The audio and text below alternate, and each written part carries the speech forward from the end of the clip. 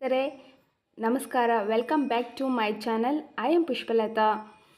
ಇವತ್ತು ಸಾಮಾನ್ಯ ಜ್ಞಾನ GK ಪೇಪರ್ 1 ಭಾರತ ಸಂವಿಧಾನದ ಕ್ವಶನ್ಸ್ ಆನ್ಸರ್ಸ್ನ ನೋಡೋಣ ಸ್ನೇಹಿತರೆ.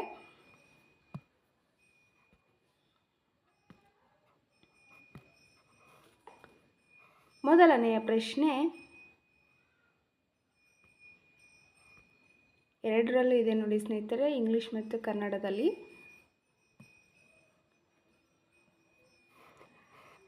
ಮೊದಲನೇ ಪ್ರಶ್ನೆ, ಹಕ್ಕುಗಳು ಕಾನೂನುಗಳಿಂದ ರಕ್ಷಿತವಾಗಿಲ್ಲ, ಬದಲಾಗಿ ಸಾಮಾಜಿಕ ಮತ್ತು ನೈತಿಕ ಪ್ರಜ್ಞೆಯ ಮೂಲಕ ರಕ್ಷಿತವಾಗುತ್ತದೆ. ಈ ಹೇಳಿಕೆಯನ್ನು ನೀಡಿದವರು ಯಾರು? Option 1 doctor BR Ambedkar, option 2 Karl Marx, option 3 Jayaprakash Narayan, option 4 Jawaharlal Nehru. Guess ಮಾಡಿ ಸ್ನೇಹಿತರೆ ಯಾರು ಅಂತ. ಇಂಗ್ಲೀಷಲ್ಲಿ ಕೊಟ್ಟಿದ್ದಾರೆ, rights are protected not by laws but by social and moral constitutions of the society. Who said this? Option 1 dear Ambedkar, Dr. BR Ambedkar, option 2 Karl Marx, option 3 Jayaprakash Narayan, option 4 Jawaharlal Nehru. ಆನ್ಸರ್ನ guess ಮಾಡಿದ್ದೀರಾ ಅಂದ್ಕೊಳ್ತೀನಿ ಸ್ನೇಹಿತರೆ. ಸರಿಯಾದ ಉತ್ತರ option 1 ಆಗಿದೆ. Doctor BR Ambedkar ಅವರು ಸರಿಯಾದ ಉತ್ತರವಾಗುತ್ತದೆ. ಈ ಹೇಳಿಕೆಯನ್ನು ನೀಡಿದವರೇ ಅಂದರೆ ಡಾಕ್ಟರ್ BR ಅಂಬೇಡ್ಕರ್ ಅವರು. ಮಾನವರಿಗೆ ನೀಡಿದಂತಹ ಹಕ್ಕುಗಳಿಗೆ ಕಾನೂನಿನ ಬಲ ಇದ್ದರೂ ಅವುಗಳನ್ನು ಬಳಸುವ ಜನರ ಸಾಮಾಜಿಕ ಮತ್ತು ನೈತಿಕ ಪ್ರಜ್ಞೆಯ ಮೂಲಕ ರಕ್ಷಿಸಲ್ಪಡುತ್ತವೆ ಎಂದು ಯಾರು ಹೇಳಿದ್ದಾರೆ ಅಂದರೆ ಡಾಕ್ಟರ್ BR ಅಂಬೇಡ್ಕರ್ ಅವರು ಹೇಳಿದ್ದಾರೆ. ಭಾರತದ ಮೂಲಭೂತ ಹಕ್ಕುಗಳಲ್ಲಿನ 32ನೇ ವಿಧಿಯಲ್ಲಿರುವ ಸಂವಿಧಾನಬದ್ಧ ಪರಿಹಾರ ಹಕ್ಕನ್ನು ಸಂವಿಧಾನದ ಆತ್ಮ ಮತ್ತು ಹೃದಯ ಎಂದಿದ್ದವರು ಯಾರೆಂದರೆ ಡಾಕ್ಟರ್ BR ಅಂಬೇಡ್ಕರ್ ಅವರು ಸ್ನೇಹಿತರೆ. 32ನೇ ವಿಧಿಯನ್ನು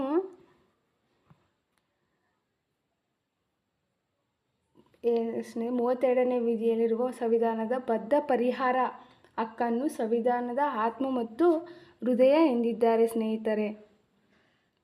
ನೆಕ್ಸ್ಟ್ ಇಲ್ಲಿ ಕಾರ್ಲ್ ಮಾರ್ಕ್ಸ್ ಅವರು ಕೂಡ ಕೊಟ್ಟಿದ್ದಾರೆ. ಕಾರ್ಲ್ ಮಾರ್ಕ್ಸ್ ಜರ್ಮನ್ ಮೂಲದ ರಾಜಕೀಯ ತಜ್ಞರಾಗಿದ್ದು ಇವರು ದಾಸ್ ಕ್ಯಾಪಿಟಲ್ ಮತ್ತು ಕಮ್ಯುನಿಸ್ಟ್ ಮ್ಯಾನಿಫೆಸ್ಟೋ ಎಂಬ ಗ್ರಂಥಗಳನ್ನು ರಚಿಸಿದ್ದಾರೆ ಸ್ನೇಹಿತರೆ.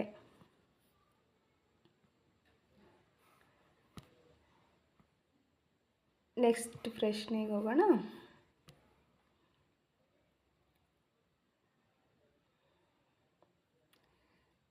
ಎರಡನೇ ಪ್ರಶ್ನೆ, ಸಂವಿಧಾನದ ಯಾವ ಭಾಗದಲ್ಲಿ ಪೌರತ್ವದ ಬಗ್ಗೆ ವಿವರಿಸಲಾಗಿದೆ ಅಂತ ಕೇಳಿದ್ದಾರೆ.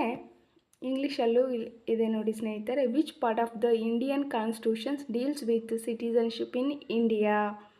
ಆಪ್ಷನ್ 1 ಭಾಗ 12, ಆಪ್ಷನ್ 2 ಭಾಗ 2, ಆಪ್ಷನ್ 3 ಭಾಗ 23, ಆಪ್ಷನ್ 4 ಭಾಗ 20.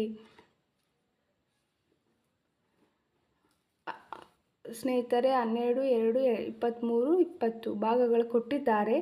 ಸಂವಿಧಾನದ ಯಾವ ಭಾಗದಲ್ಲಿ ಪೌರತ್ವ ಬಗ್ಗೆ ವಿವರಿಸಲಾಗುತ್ತದೆ ಅಂತ ಇದೆ ಸ್ನೇಹಿತರೆ. ಇದು ತುಂಬ ಈಸಿ ಕ್ವಶನ್ಸ್. ನೀವು ಆಲ್ರೆಡಿ ಆನ್ಸರ್ನ ಗೆಸ್ ಮಾಡಿದ್ದೀರಾ ಅಂದ್ಕೊಳ್ತೀನಿ. ಸರಿಯಾದ ಉತ್ತರ ಆಪ್ಷನ್ 2 ಆಗಿದೆ ಸ್ನೇಹಿತರೆ, ಭಾಗ 2.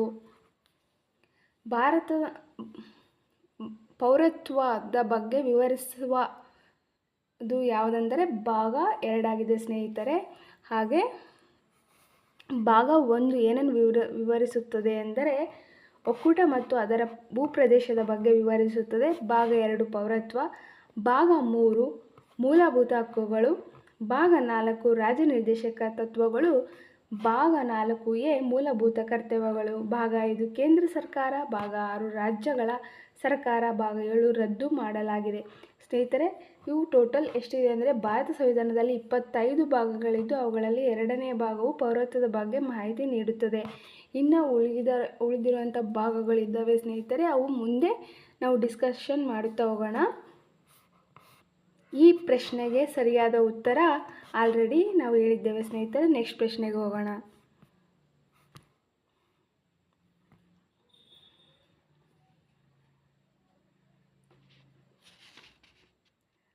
ಸಂವಿಧಾನದ ಯಾವ ತಿದ್ದುಪಡಿಯು ಸಂವಿಧಾನದ ಯಾವ ತಿದ್ದುಪಡಿಯು ರಾಜ್ಯಗಳಿಗೆ ತಮ್ಮದೇ ಆದ OBC ಪಟ್ಟಿ ಮಾಡಿಕೊಳ್ಳಲು ಅವಕಾಶ ನೀಡಿದೆ ಅಂತ ಪ್ರಶ್ನೆ ಇದೆ ಸ್ನೇಹಿತರೆ. Which amendment of the Indian constitution permitted the state to prepare OBC list? ಇದಕ್ಕೆ ಸರಿಯಾದ ಉತ್ತರ ಸ್ನೇಹಿತರೆ ಯಾವುದು? ಸಂವಿಧಾನದ ಯಾವ ತಿದ್ದುಪಡಿ? ಇದಕ್ಕೆ ಆಪ್ಷನ್ಸ್ 1 127ನೇ ವಿಧಿ ಸ್ನೇಹಿತರೆ. ಸಂವಿಧಾನದ ಯಾವ ತಿದ್ದುಪಡಿಯು ರಾಜ್ಯಗಳಿಗೆ ತಮ್ಮದೇ ಆದ ಅಂತ ಇದೆ. ಯಾವ ತಿದ್ದುಪಡಿ? ಗೆಸ್ ಮಾಡಿ ಸ್ನೇಹಿತರೆ. ಆನ್ಸರ್ 127ನೇ ತಿದ್ದುಪಡಿ, ಆಪ್ಷನ್ 2 117ನೇ ತಿದ್ದುಪಡಿ, ಆಪ್ಷನ್ 3 107ನೇ ತಿದ್ದುಪಡಿ, ಆಪ್ಷನ್ 4 97ನೇ ತಿದ್ದುಪಡಿ. ಸ್ನೇಹಿತರೆ ಸರಿಯಾದ ಉತ್ತರ ಆಪ್ಷನ್ 1 ಆಗುತ್ತದೆ, 127ನೇ ತಿದ್ದುಪಡಿ. ಒಂದು ಸೆಕೆಂಡ್.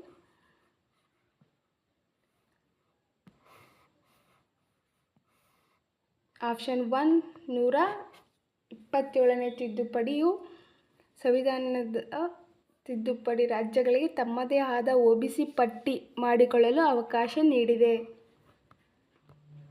ಸ್ನೇಹಿತರೆ ಹಿಂದುಳಿದ ಮತ್ತು ಹೊರಗಿಡಲ್ಪಟ್ಟ ಸಮುದಾಯಗಳನ್ನು ಹೆಚ್ಚು ಪರಿಣಾಮಕಾರಿಯಾಗಿ ಗುರುತಿಸಲು ರಾಜ್ಯ ಸರ್ಕಾರಗಳಿಗೆ ಸಹಾಯವಾಗುವ ರೀತಿಯಲ್ಲಿ ಸಂವಿಧಾನವು ತಿದ್ದುಪಡಿ ಮಾಡಲು ಸಂಸತ್ತು ಈ ಮಸೂದೆಯನ್ನು ಜಾರಿಗೊಳಿಸಿದೆ ಸ್ನೇಹಿತರೆ. ನೆಕ್ಸ್ಟ್ ಪ್ರಶ್ನೆ. ಲೋಕಸಭೆಯ ಅಂಗೀಕಾರಗೊಂಡ ಹಣಕಾಸು ಮಸೂದೆಯನ್ನು ರಾಜ್ಯಸಭೆ ಎಷ್ಟು ಕಾಲಗಳವರೆಗೆ ಅನ್ವಯವಾಗದಂತೆ ತಡೆ ಹಿಡಿಯಬಹುದು ಅಂತ ಇದೆ ಸ್ನೇಹಿತರೆ. ಲೋಕಸಭೆಯ ಅಂಗೀಕಾರಗೊಂಡ ಹಣಕಾಸು ಮಸೂದೆಯನ್ನು ರಾಜ್ಯಸಭೆ ಎಷ್ಟು ಕಾಲಗಳವರೆಗೆ ಅನ್ವಯವಾಗದಂತೆ ತಡೆ ಹಿಡಿಯಬಹುದು ಅಂತ ಇದೆ. ಆಪ್ಷನ್ 1 1 ತಿಂಗಳು, ಆಪ್ಷನ್ 2 2 ತಿಂಗಳು, ಆಪ್ಷನ್ 3 14 ದಿವಸಗಳು, ಆಪ್ಷನ್ 4 24 ದಿವಸಗಳು. ಸ್ನೇಹಿತರೆ ಈ ಪ್ರಶ್ನೆ ತುಂಬ ಇಂಪಾರ್ಟೆಂಟ್ ಆಗಿದೆ. ನೀವು ಲೋಕಸಭೆ ಮತ್ತು ರಾಜ್ಯಸಭೆ ಬಗ್ಗೆ ತಿಳ್ಕೊಂಡಿದ್ದೀರಾ ಅಂದರೆ ಇದಕ್ಕೆ ಕರೆಕ್ಟಾಗಿ ಆನ್ಸರ್ ಮಾಡೇ ಮಾಡ್ತೀರಾ. ಕಮೆಂಟ್ ಮಾಡಿ ಸ್ನೇಹಿತರೆ ಯಾವುದು ಆನ್ಸರ್.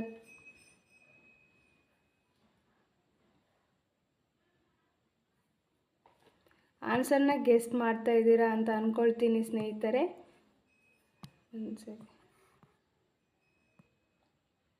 ಆನ್ಸರ್ನ ನೋಡೋಣ.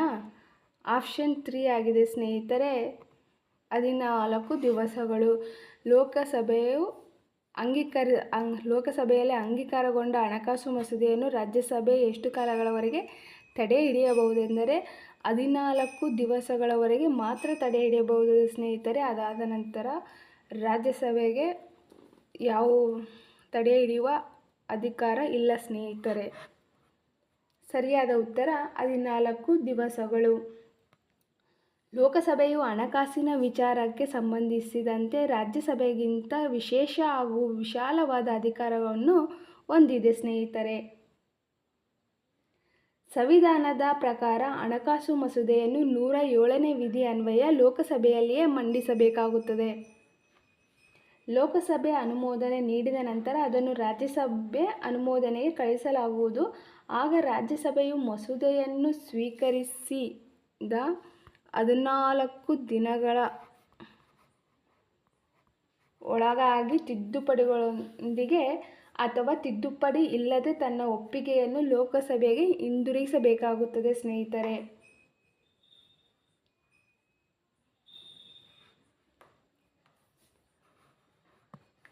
ನೆಕ್ಸ್ಟ್ ಪ್ರಶ್ನೆ. ಭಾರತದ ಸಂವಿಧಾನದ ಯಾವ ವಿಧಿ ರಾಷ್ಟ್ರಪತಿಯವರಿಗೆ ಸಂಸತ್ತು ಅಧಿವೇಶನದಲ್ಲಿಲ್ಲದಿದ್ದಾಗ ಸುಗ್ರೀವಾಜ್ಞೆಯನ್ನು ಹೊರಡಿಸಲು ಅಧಿಕಾರ ನೀಡಿದೆ?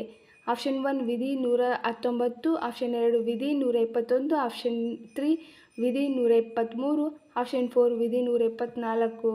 Which article of the Indian constitution empowered the President to promulgate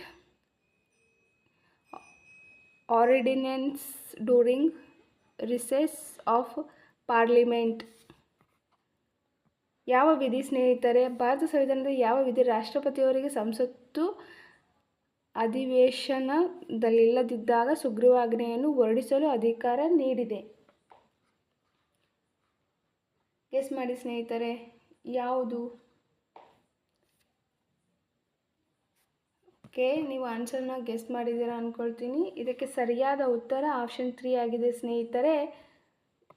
option 3 ವಿಧಿ 123 ಸರಿಯಾದ ಉತ್ತರವಾಗಿದೆ ಸ್ನೇಹಿತರೆ. ಸಂಸತ್ತು ಅಧಿವೇಶನದಲ್ಲಿ ಇಲ್ಲದಿರುವ ಸಂದರ್ಭದಲ್ಲಿ ರಾಷ್ಟ್ರಾಧ್ಯಕ್ಷರು ಸಂವಿಧಾನದ 121ನೇ ವಿಧಿಗೆ ಅನುಗುಣವಾಗಿ ಸುಗ್ರೀವಾಜ್ಞೆಯನ್ನು ಹೊರಡಿಸಬಹುದು ಆಗಿದೆ ಸ್ನೇಹಿತರೆ. ಇದಕ್ಕೆ ಸರಿಯಾದ ಉತ್ತರ ಯಾವುದಂದರೆ 123 ಸರಿಯಾದ ಉತ್ತರವಾಗಿದೆ ಸ್ನೇಹಿತರೆ.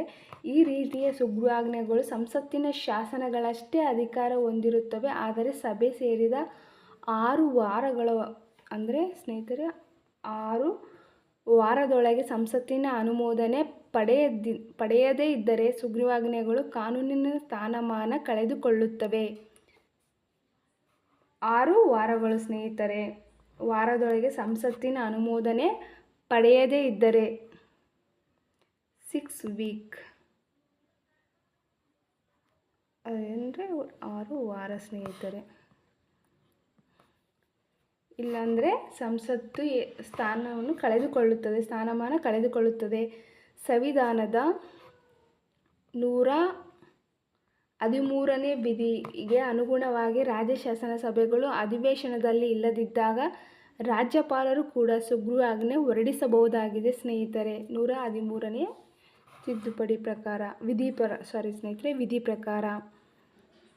ಈ ಪ್ರಶ್ನೆಗೆ ಸರಿಯಾದ ಉತ್ತರ ಆಲ್ರೆಡಿ ಹೇಳಿದ್ದೀನಿ ಸ್ನೇಹಿತರೆ, 123 ಸರಿಯಾದ ಉತ್ತರವಾಗಿದೆ. Option 3 is a correct answer. ಸಾರ್ವಜನಿಕ ಲೆಕ್ಕ ಸಮಿತಿಯ ಸದಸ್ಯರುಗಳ ಸಂಖ್ಯೆ ಕೇಳಿದ್ದಾರೆ ಸ್ನೇಹಿತರೆ. ಸಾರ್ವಜನಿಕ ಲೆಕ್ಕ ಸಮಿತಿಯ ಸದಸ್ಯರುಗಳ ಸಂಖ್ಯೆ. The public accounts committee consist of ಅಂತ ಇದೆ ನೋಡಿ.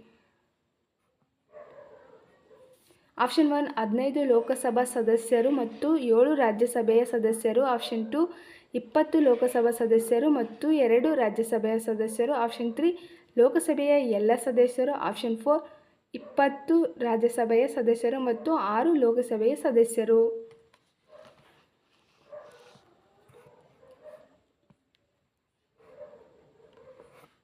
ಯಾವುದು ಸರಿಯಾದ ಉತ್ತರವಿದೆ ಸ್ನೇಹಿತರೆ? ಸಾರ್ವಜನಿಕ ಲೆಕ್ಕ ಸಮಿತಿಯ ಸದಸ್ಯರುಗಳ ಸಂಖ್ಯೆ ಎಷ್ಟು?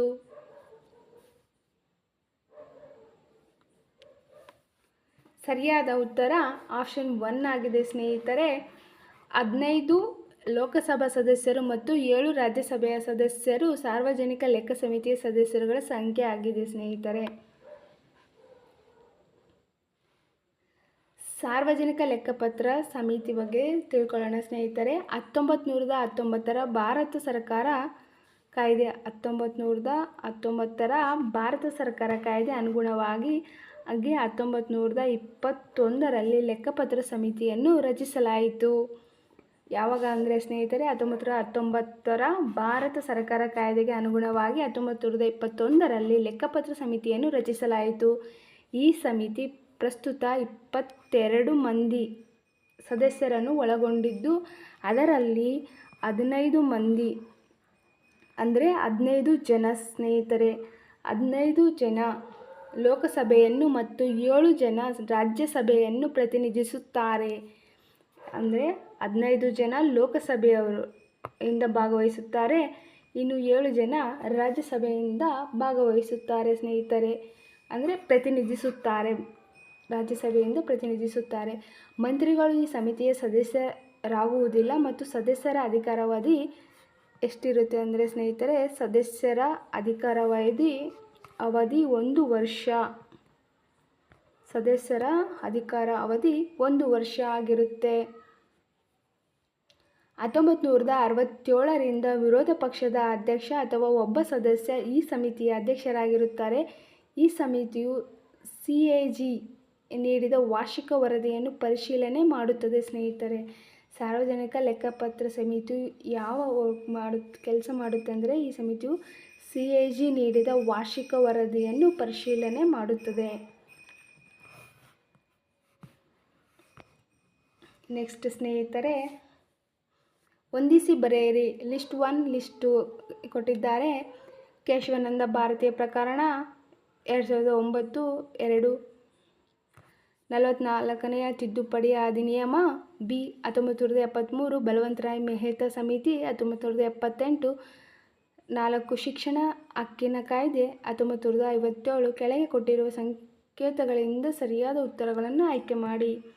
ಇಂಗ್ಲೀಷಲ್ಲಿ ಇದೆ, ನೋಡಿಕೊಳ್ಳಿ ಸ್ನೇಹಿತರೆ. Match the following. ಓಕೆ, ನಾವು ಇವಾಗ ಆನ್ಸರ್ಸ್ನ ನೋಡೋಣ ಬನ್ನಿ ಸ್ನೇಹಿತರೆ.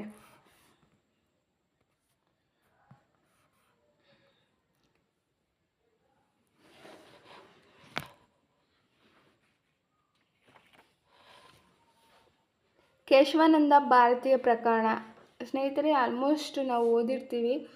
ಇವೆಲ್ಲವೂ 44ನೇ ತಿದ್ದುಪಡಿ ಅಧಿನಿಯಮ ಆಗಿರಬಹುದು, ಕೇಶವಾನಂದ ಭಾರತೀಯ ಶಿಕ್ಷಣ ಹಕ್ಕಿನ ಕಾಯ್ದೆ, ಬಲವಂತರಾಯ್ ಮೆಹ್ತಾ ಸಮಿತಿ, ಇವೆಲ್ಲವೂ ಆಲ್ಮೋಸ್ಟ್ ಗೊತ್ತಿರುತ್ತೆ ಸ್ನೇಹಿತರೆ. ಗೊತ್ತಿಲ್ಲ ಅಂದರೂ ಕೂಡ ನಮಗೆ ಈ 4ರಲ್ಲಿ ಯಾವುದಾದ್ರೂ ಒಂದಾದರೂ ಗೊತ್ತಿರುತ್ತೆ. ಬನ್ನಿ ಗೆಸ್ ಮಾಡೋಣ ಸ್ನೇಹಿತರೆ. 1, ಕೇಶವಾನಂದ ಭಾರತೀಯ ಪ್ರಕರಣ. ಕೇಶವಾನಂದ ಭಾರತೀಯ ಪ್ರಕರಣ ಆಗಿದ್ದು ಯಾವಾಗ ಸ್ನೇಹಿತರೆ? ಕೇಶವಾನಂದ ಭಾರತೀಯ ಪ್ರಕರಣ ಆಗಿದ್ದು 1973ರಲ್ಲಿ. 1973ರಲ್ಲಿ ಕೇಶವಾನಂದ ಭಾರತೀಯ ಪ್ರಕರಣ ಆಗಿದ್ದು 1973ರಲ್ಲಿ.